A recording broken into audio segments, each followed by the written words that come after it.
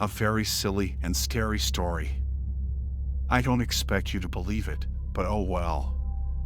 So, one day I was feeling bored, and I decided to have some fun on a local social media group.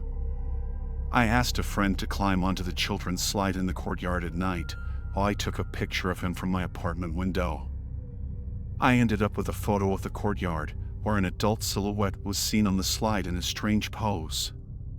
Then, I edited the image a bit, adding what looked like horns or ears to the silhouette, making it look creepy. I posted the photo on the city's social media group with a caption claiming that I had been observing something like this in the courtyard for several nights. Curious citizens latched onto the story, and the post garnered a lot of likes and comments. People were seriously discussing whether it was real or not, accusing me of creating a hoax, and sharing their own spooky stories. Amid the laughter I got from reading these comments, I noticed one comment that seemed out of place and somehow stuck in my memory. Someone with a private account wrote the following: "That's Boris. He's been there for a long time. He won't like the photo." A couple of days later, the post disappeared from the popular feed, and I thought about the comment, only opening the folder with the image, which I had renamed Boris.jpg. On the evening of the third or fourth day, I stayed up late working when the doorbell rang. It was a short ring, the kind that usually sends shivers down your spine when someone rings it at midnight. With a sense of alarm, I approached the door, trying not to make any noise, and peered through the peephole. Holy saints! There was a creature standing in front of the door. It was wearing a coat, gloves, and a blue scarf around its neck. But its face was far from human.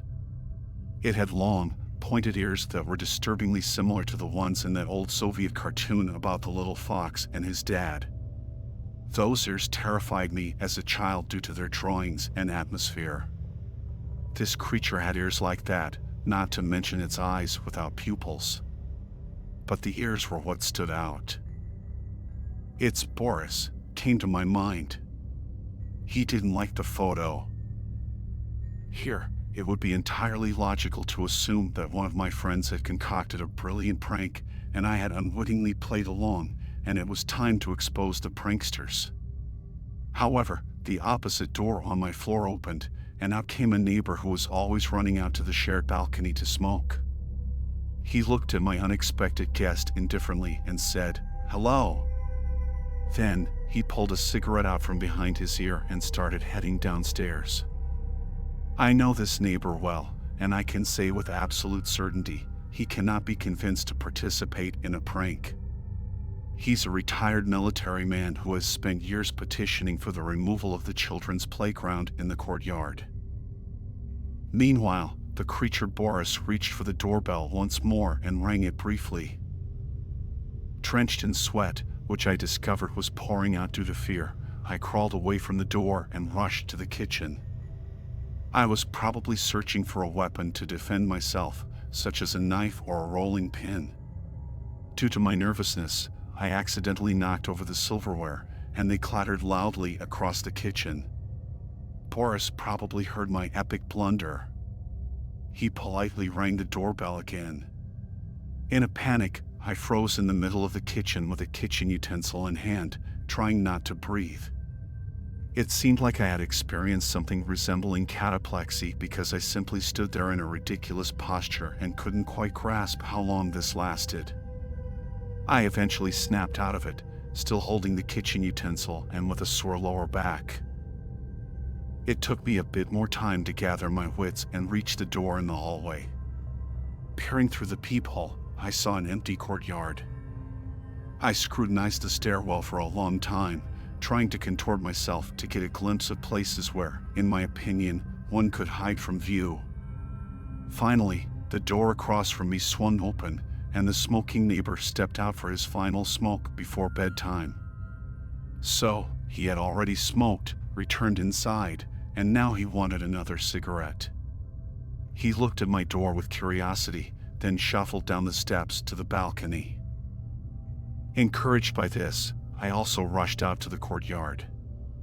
At least, as long as the neighbor was nearby, there was nothing to fear. Boris was nowhere to be seen. But I noticed a note in the door handle. It turned out to be a notice from my mailbox, something related to gas or building maintenance. I couldn't make it out. What caught my attention was the writing on the back. It was written in an unnatural, childlike handwriting, "Don't do this again." It was signed with a single uppercase letter B. And I never did. I never encountered Boris again after that.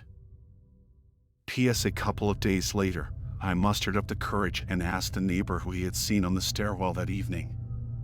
He looked at me sympathetically, remained silent for a while, and then said he was a bit surprised. He saw me ringing my own doorbell and I hadn't even said hello.